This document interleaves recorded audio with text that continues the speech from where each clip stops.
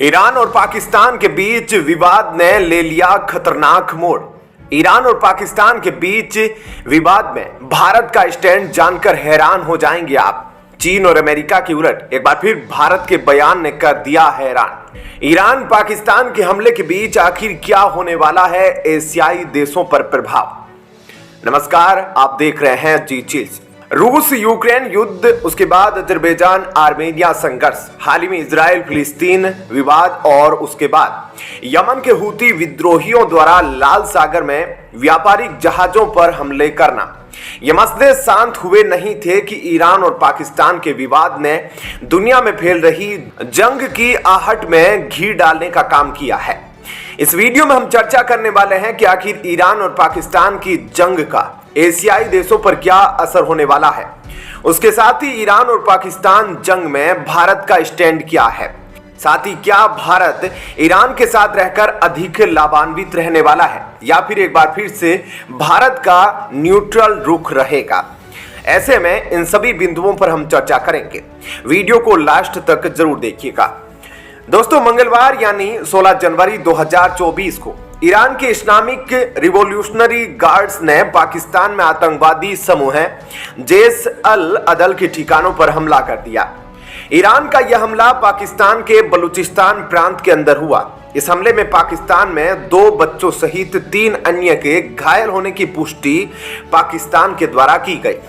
इस हमले के बाद ईरान ने भी बताया कि पाकिस्तान के बलूचिस्तान प्रांत में जैश अल अदल के 2 हेडक्वार्टर को तबाह कर दिया है। इस हमले का टाइमिंग भी गजब का था, क्योंकि यह हमला ईरान के द्वारा ऐसे वक्त पर किया गया जब चंद घंटे पहले पाकिस्तान के कार्यवाहक के प्रधानमंत्री ने स्विट्जरलैंड के दावोस में ईरानी विदेश मंत्री से मुलाकात की थी। इस हमले से पहले एक और गजब की धारणा भी बन रही है, क्योंकि हमारे विदेश मंत्री जयशंकर भी 15 जनवरी से ईरान के दौरे पर गए थे और उन्होंने वहां ईरान के राष्ट्रपति और विदेश मंत्री से भी मुलाकात की थी। खैर, इस विषय पर हम आगे वीडियो में चर्चा करेंगे। ईरान के द्वारा इस हमले को 24 घंटे भी नहीं बीते थे कि पाकिस्तान की तरफ से उसी दिन देर रात जवाबी कार्रवाई की गई और ईरान के बलूच लिबरेशन आर्मी के ठिकानों पर हमले किए गए। दोस्तों, ये वही बलूच लिबरेशन आर्मी है जिसने चीन और पाकिस्तान दोनों की नाक में दम कर रखा है।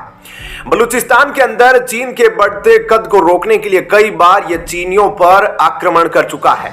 मीडिया रिपोर्ट्स के अनुसार पाकिस्तान की तरफ से ईरान के सारावान इलाके में अलगाववादी संगठन के 7 ठिकानों पर हमला किया गया।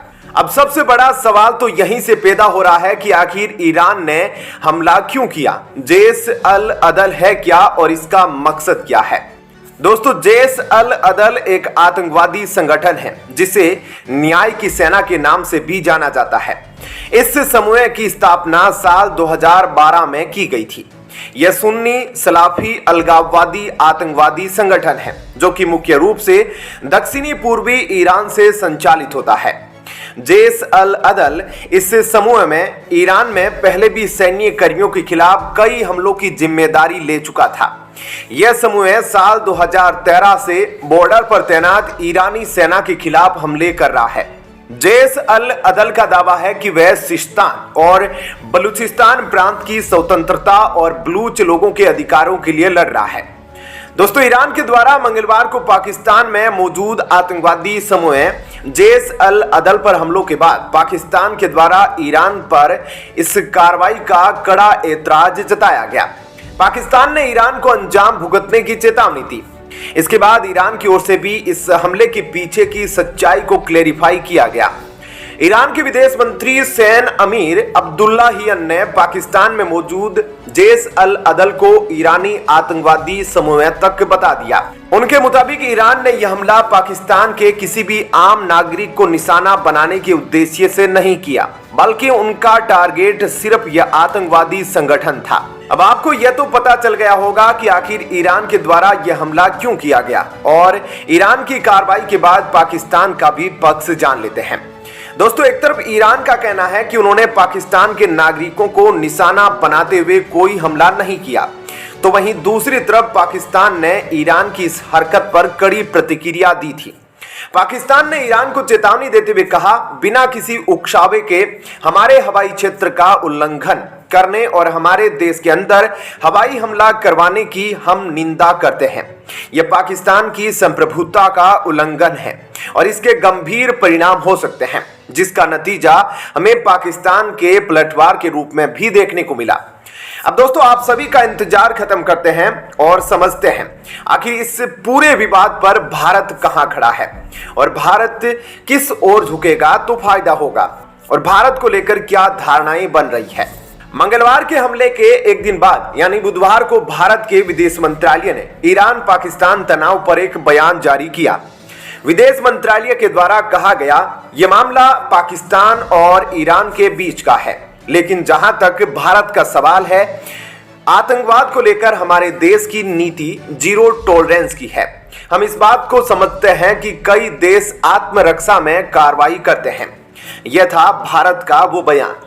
भारत के इस बयान में एक लाइन काफी ज्यादा इंपॉर्टेंट है और ध्यान देने वाली भी। हालांकि भारत ने इस मसले को ईरान और पाकिस्तान के बीच का माना है, लेकिन साथ ही भारत ने जो ये कहा है कि आतंकवाद को लेकर हमारे देश की नीति जीरो टॉलरेंस की है और अपने आप में आत्मरक्षा में कार्रवाई भी जरूरी है। इस चीज का झुकाव कहीं ना कहीं भारत को ईरान की तरफ ले जाता है।